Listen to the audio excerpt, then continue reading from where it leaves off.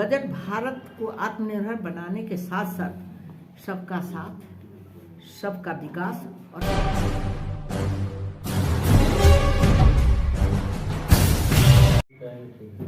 जिसमें विश्व पटल पर भारत एक उम्मीद की एक किरण के रूप में उभरा है। असाधारण परिस्थितियों में तैयार किया गया यह बजट देश की अर्थव्यवस्था को पुनर्जीवित करने वाला है तथा बजट भारत को आत्मनिर्भर बनाने के साथ साथ सबका साथ, सबका विकास और सबका प्रयास को दर्शाते हुए जो मंत्र को हम लोग बोलते रहते हैं वो समझिए कि 130 करोड़ देशवासियों को जीवन को सुधारने के लिए एक रास्ता तय किया है और रास्ता बनाया है, जो आप लोग भी समझिएगा कि ये जीवन को सुधार कर कुशासन से पैदा हुई उन मुसीबतों को दूर करने के लिए आज हमारी माननीय वित्त मंत्री निर्मला सीतारमण जी जो बजट दी हैं वह सराहनीय हैं और सोचनीय भी है। हम ये कहना चाहेंगे कि व्यक्ति तक सभी जरूरत की सुविधाओं को शुरू से जब से हमारे प्रधानमंत्री श्री नरेंद्र मोदी जी ने जो कार्य करते आ रहे हैं वो थोड़ा देर के लिए आप सोचिएगा कि इस तरह के सोच वाले, इस तरह के गरीब जनताओं को जो देने की जो प्रवृत्ति उनमें बनी हुई है वो आदमी सोच नहीं सकता है कि उनके दिल में कितना स्थान है कि नीचे पौधान पर खड़े हुए लोगों को कैसे ऊपर लाएं, उसकी व्यवस्था हम क्या क्या चीज़ से करें इस बजट में दर्शाता है। इस बजट का सबसे महत्वपूर्ण संकल्प एक सर्वसमावेशी, सर्वहितकारी, सशक्त भारत का निर्माण और देश के आत्मनिर्भर बनाने वाला है। हम देखते हैं कि हमारे प्रधानमंत्री के द्वारा सोच का स्वरूप जो बदलने का काम कर रहे हैं कि कैसे कुशासन को शासन में परिवर्तित हो। किसी भी सरकार की परीक्षा मुश्किल समय में ही की जाती है। अच्छे समय में तो सब लोग कर लेता है, लेकिन जब मुश्किल समय आता है तो उस समय कैसे अपने को स्ट्रगल करते हुए जनता के तकलीफों को दूर करने के लिए जो मार्गदर्शन किया जाता है वो सबको एक अच्छे सोच में डाल देता है।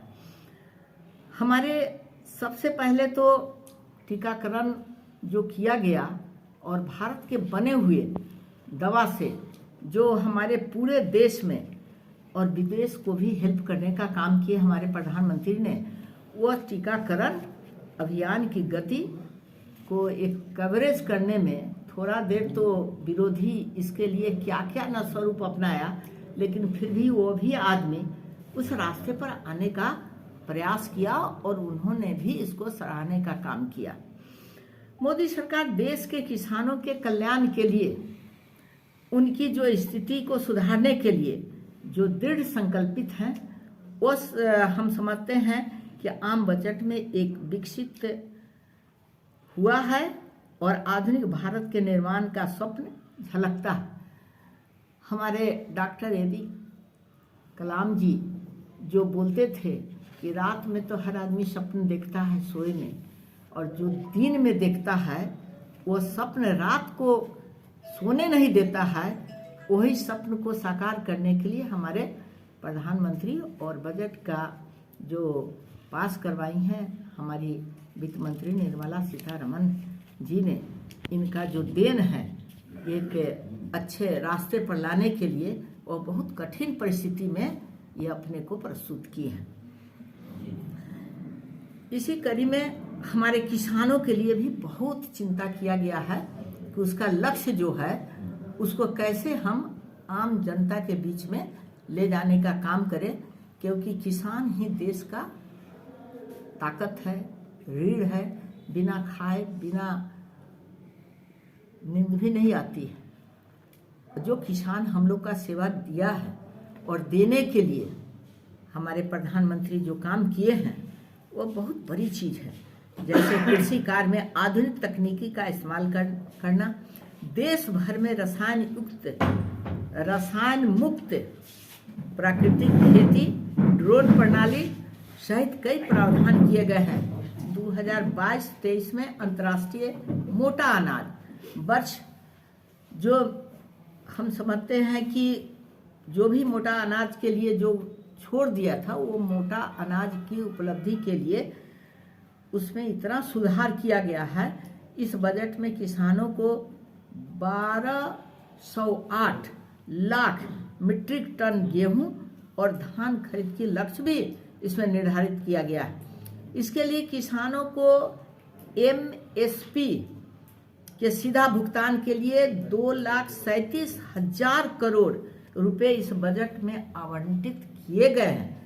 मैं इसके लिए आदरणीय वित्त मंत्री जी को भी मैं धन्यवाद देती हूँ। प्रधानमंत्री मोदी जी के अपने सेवा काल के प्रारंभ से ही लोगों का मूलभूत सुविधाएं प्रदान करने के लिए, गरीबों के कल्याण के लिए हमेशा प्रयत्न करते रहे हैं, और ये प्रयत्न हम समझते हैं कि सबों के जीवन पर असर डाला है। मोदी सरकार गरीबों को जो हाशिए पर रह रहे लोगों का सशक्त बनाने पर जोर देती रही है। पिछले वर्ष अनवरत प्रयासों का नतीजा है कि सभी के लिए आवास, प्रधानमंत्री आवास, जो लोग 20,000 25,000 देता था, हमारे प्रधानमंत्री 1.5 लाख रुपया गांव में और शहर में 2 लाख से भी ज़्यादा है क्या, 2.5 लाख रुपया देने का काम किए हैं। जो गरीब अगर शहर में रह रहा है तो उसको 2.5 लाख देने का काम किए। और अब तक 2 करोड़ से अधिक पक्के मकान गरीबों को मिल चुके हैं, और प्रधानमंत्री आवास योजना के तहत वर्ष 2022-23 में 80 लाख घरों को पूरा करने के लिए 48,000 करोड़ रुपए इस बजट में आवंटित किए गए, जो मोदी सरकार की समाज के कमजोर वर्गों के लिए जो उनके प्रति कल्याण करने की जो भावना है, वह नीति को दर्शाता है। और ये सभी लोग को समझ में आ रहा है कि आज तक जितने गरीबों का जो परिस्थिति थी उसको सुधारने में हमेशा वचनबद्ध हैं और उस कार्य को कर रहे हैं। मोदी सरकार का यह भी प्रतिबद्धता है कि प्रत्येक घर में शुद्ध जल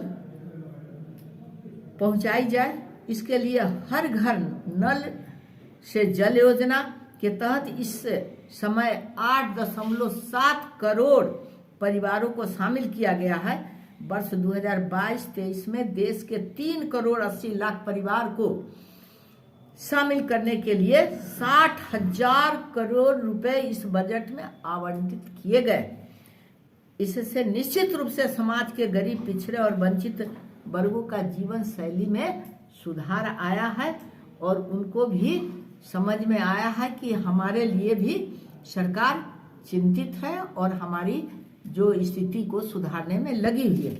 यह बहुत बड़ी व्यक्ति के उज्जवल भविष्य के अग्रदूत के रूप में महत्व देते हुए माननीय वित्त मंत्री जी ने महिला आधारित विकास को पुनर्जीवित करने का जो उपाय इस बजट में किए हैं वो स्वागत योग्य है।